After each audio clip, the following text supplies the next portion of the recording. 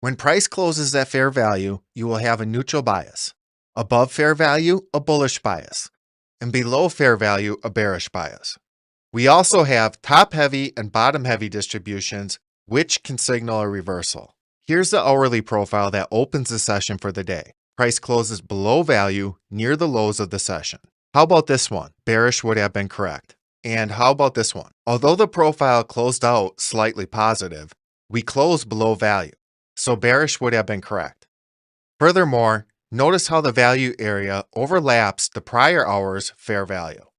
Stacked value areas can become very important levels and are something worth notating on your charts. Next, this time we have a bottom-heavy distribution closing out the session inside value. I would have viewed this as a potential reversal opportunity. As you can see, price retested the lows and then reversed and began to rally.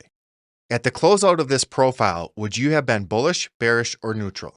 Bullish would have been correct. How about this one? Once again, bullish, as price closes above value. And how about this last one? Price rallies through a low liquidity zone and closes out in value near its highs. This is a top-heavy distribution, also forming a double top, signaling another potential reversal. Here's the same chart with value area set to 70%.